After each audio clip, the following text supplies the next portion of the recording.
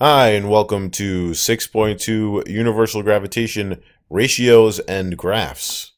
This says rations. It should say ratios. I'm not rationing off the physics. Enough physics for everybody. So we're talking about ratios and what this looks like on graphs. Number one, are gravitational forces attractive, repulsive? Can it be both or neither? Explain how you know using a real world example.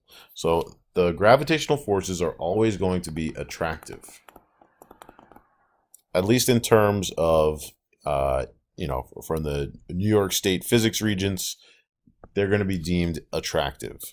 If you have antimatter, maybe there's like some repulsive things with gravitation, but we're always just talking about regular old matter. The force is always attractive. Everything's being attracted to each other. And how do you know? Maybe like a falling apple. There's a force of gravity between the apple and the earth. You could also say the force between Jupiter and one of its moons, Io, or something like it. It doesn't matter. Anything. As long as it's a gravitational force. Number two, the centers of two 15-kilogram spheres are separated by 5 meters. What is the magnitude of the gravitational force between the two spheres? This is a little bit of a review from 6.1 universal gravitation. So the first step is just write down your given information. Don't forget, there's also the universal gravitation constant, 6.67 times 10 to the negative 11 Newton meters squared per kilogram squared. I explain where those units come from in 6.1. Now they're asking for the force due to gravity. So the next step is to write the equation. Then you substitute in your values and you solve. Now I explained a lot how to use the calculator in the previous video. You want to make sure you're using the E button correctly. So you get 6 times 10 to the negative 10. 6 times 10 to the negative 10 newtons. If you're not getting that, look back at the previous video and see how to use the calculator. Number 3, when a satellite is a distance r from the center of Earth, the force due to gravity on the satellite is F. What is the force due to gravity on the satellite when its distance from Earth is 3r? Express your answer in terms of F. For example, i.e., is it 2 times F, 1/2 F, etc. So let me do it over here. All right, so this is for number 3. So you have Earth and your satellite, and they're a distance r apart.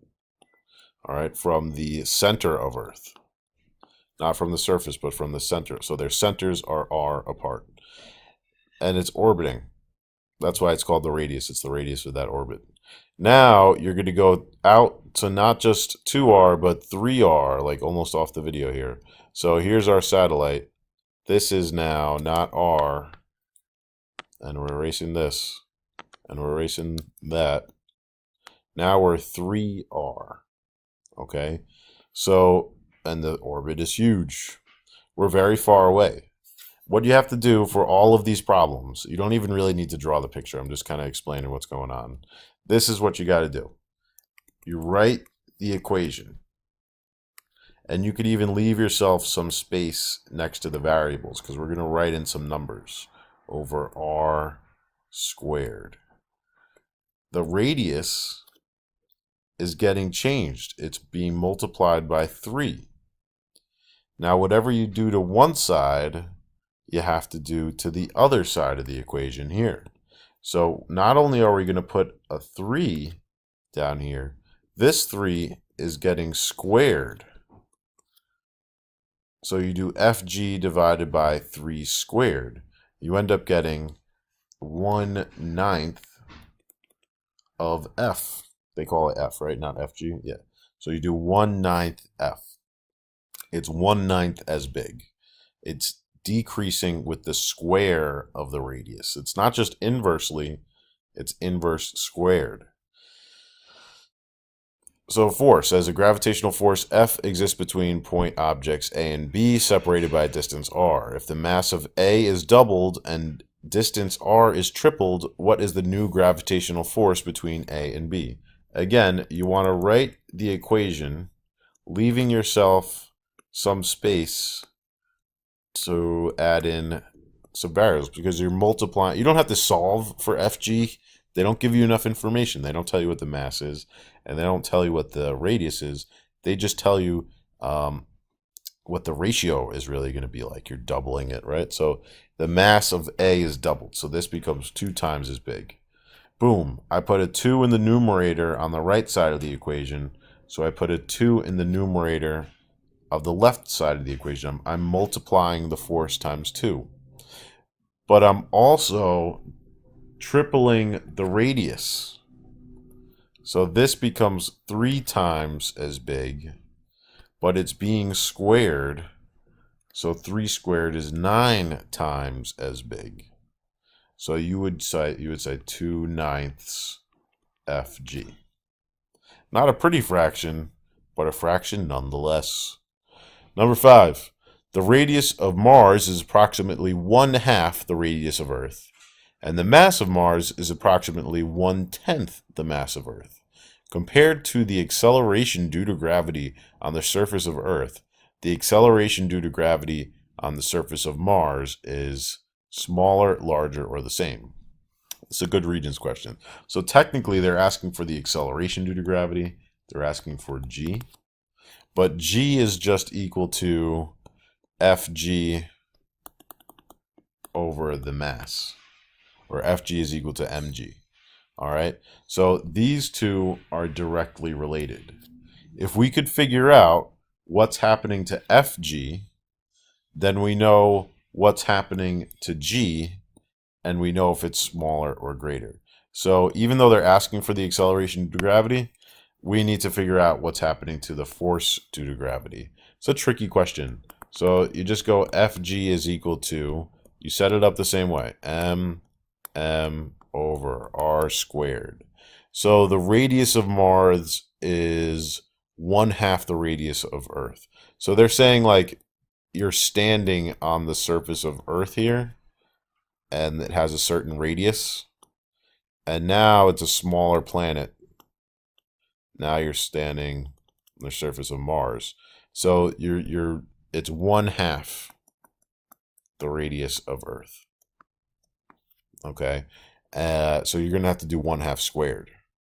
So in the denominator, it's 1 squared divided by 2 squared is 1/4 as big. All right, 1/2 squared is 1/4, and you're putting that in the denominator on the right, so you have to put that in the denominator on the left. It's also, the mass of Mars is 1/10 the mass of Earth. So you have to put a 1/10 over here. Now you have this weird fraction. It's a fraction divided by a fraction. And there's a couple different ways to handle this. You could, if I was taught, you multiply by the reciprocal. And then these cancel out. And these cancel out. And you get 4/10, or 2/5. Some people are taught something called keep, change, flip, which is fine too. All right, instead of saying multiply by the reciprocal, they keep this first term, 1/10. They change, keep, change, flip. So they change that's a division to multiplication. So keep, change this to multiplication, and then you flip. So you end up doing it's called reciprocal. You call it flip reciprocal. So whatever, flip it. Okay, and then you multiply the numerators together, and then you multiply the denominators together. That's how you multiply fractions.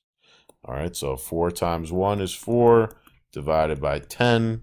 You simplify, it's 2/5 as big. But you don't, so the surface of Mars, the acceleration due to gravity, so this is now 2/5 as big. Okay, now we're looking over here. Technically, they're asking for the acceleration due to gravity. So that was the last step. Technically, if you're thinking about that, whatever you do to one side, you got to do the other. So on Mars, it's 2/5 as big. So compared to the acceleration due to gravity on the surface of Earth, it's smaller on Mars. Loaded question there. If you really want to understand it, all right, you have to think about all those things. 6, the gravitational force of attraction between two objects would be increased by doubling the... Okay, so we want to increase the force due to gravity. So let's see what happens. I'm going to write in Fg is equal to G m1 m2 over r squared. What happens if we double the mass of both objects? This becomes 2 times 2 in the numerator. This is 4 times as big. So the gravitational force would be increased by, yeah, that sounds good to me. Choice 1. What are the other choices? So far I'm going to do this. That's good for FG. Doubling the distance between the objects. This becomes 1/4 as big. That's no good. How about doubling the mass of both objects and doubling the distance between the objects? So now we double the distance and we're doubling the mass. We have 2 times 2 is 4 in the numerator. 2 squared is 4. It's going to remain the same. It's not increasing. So this is the same. This was 1/4. And doubling the mass of one object and doubling the distance between the objects. So this is this and this. 2 in the numerator, 2 squared in the denominator. So this becomes 1/2 Fg. So as you can see, that's 1/4 as big. That's the same. It didn't increase. This is 1/2 as big. So A is the correct choice. 7. Which diagram best represents the gravitational field lines surrounding the Earth? We talk more about field lines when we do magnetic field lines, but it is important to know what they are. So the closer they are together, the stronger the field, the stronger the gravity in this case. The further apart, the weaker. So this is showing, okay, yep, it's stronger the closer you go, and it's weaker the further away. But now let's think of the direction, right? So not just the position of them, but the direction. If I'm standing right here on Earth, is Earth going to fling me out into space? I hope not. So this is no good. They're pointing in the wrong direction. That's saying the gravity is pushing you away from Earth. Here, if you're standing on Earth, boom, nice and safe and sound. All right, you're being attracted to Earth. That's good. Here, it's saying, again, you're being flung out into space.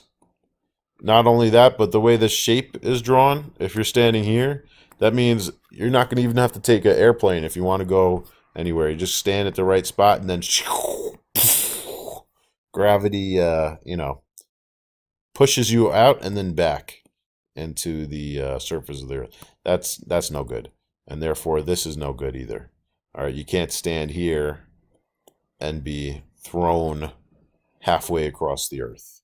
All right, so the gravitational field lines, it's going to be choice B. They're all pulling you in towards the center of the Earth. 8 says the diagram below represents 2 satellites of equal mass, A and B, in circular orbits around a planet.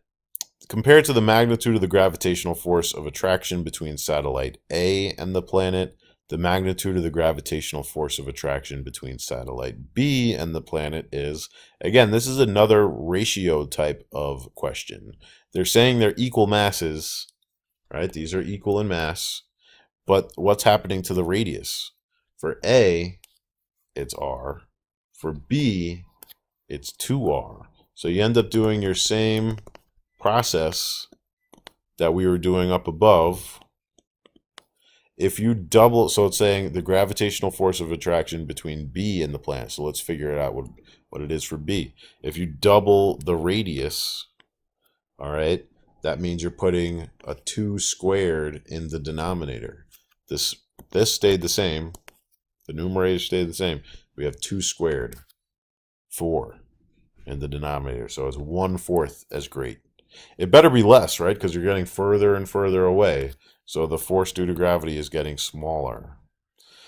1/4. Okay, 9. A satellite weighs 200 newtons on the surface of Earth. What is the weight at a distance of 1 Earth radius above the surface of Earth? Try to do this mentally and then explain how you arrived at your answer. So we don't have to actually calculate it using the formula. We could just figure it out just by looking at this diagram or doing it in our head. Here is the radius of Earth. It says on the surface of Earth, this thing is 200 newtons. Then you go 1 Earth radius above the surface of Earth. So it's a measure of distance. It's like saying 1 bus length above the surface of Earth. But now this is much greater. So take this R and you make another R. Something like that. Now the satellite is in orbit around Earth. How far away is it from the center of Earth?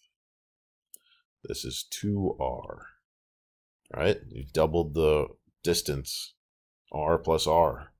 So that's what you did. Fg is equal to G m1 m2 over R squared. If you double this distance, that means you're putting 1 over 4. So if Fg on Earth is 200 newtons, 1/4 of Fg is 1/4 of 200, so that's going to be 50 newtons. All right, there you go. 10. Finally, a graphing one. Which graph represents the relationship between the magnitude of the gravitational force exerted by Earth on a spacecraft and the distance between the center of the spacecraft and the center of Earth? Assume constant mass for the spacecraft. So here you are, Earth, spacecraft, surface of Earth. Now the spacecraft is out here. The radius or the distance between them has increased. They keep on saying the center of Earth. They're just saying the distance is increasing. So what does the graph look like for gravitational force versus distance? What is the relationship between these two things? Anytime they're asking you what the graph looks like, you have to find what the relationship is. In other words, what is the equation that relates these two? So in this case, it's pretty obvious we're going to be looking at this formula because that's what this worksheet is on. But on the test, it might be in any number of things. So you're going to have to look in your reference table and figure out which equation relates Fg, in this case, to the distance. And remember, these are to show the distance. So how are these two things related? Well, it's not direct. This would be direct. It's an inverse relationship. So not only is it an inverse relationship, it's an inverse square relationship. So you should know what that looks like. It's not this. A is direct. B is exponential. C, I guess you could call indirect, not inverse. D is an inverse relationship. Now, what's the difference between an inverse square and an inverse relationship?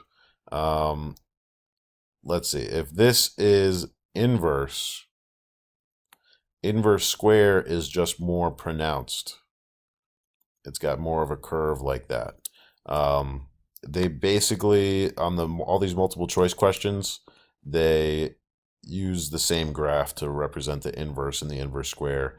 It's not really going to ask you that question, I don't think. But yeah, that's what's going to happen, because as this number increases here, this number decreases. So you want a graph that shows that. Here, this number is increasing, but so is the gravitational force. This number is increasing, but so is the gravitational force. This number is increasing, and the gravitational force is decreasing. That's a good thing, but it's wrong because they're saying at a certain distance, the gravitational force will be 0. And that's just not true. You always have the gravitational force. And then what's more is if you continue this line down, continue this relationship, they're saying after you get to this point where the gravitational force is 0, Then, if you go further, the gravitational force is in the negative direction now. Or, in other words, now it's attractive. Now there's no force. Now it's repulsive. It's pushing you away. And it's like it would be like standing on a planet and the planet pushing you away. The gravitational force is always attractive. So, not only is that just not the right relationship graphically, because the equation is like this, but conceptually it doesn't make sense either. We want something where as you increase the distance, the gravitational force decreases, but it never reaches zero. And that's the idea. All right. Have a good day.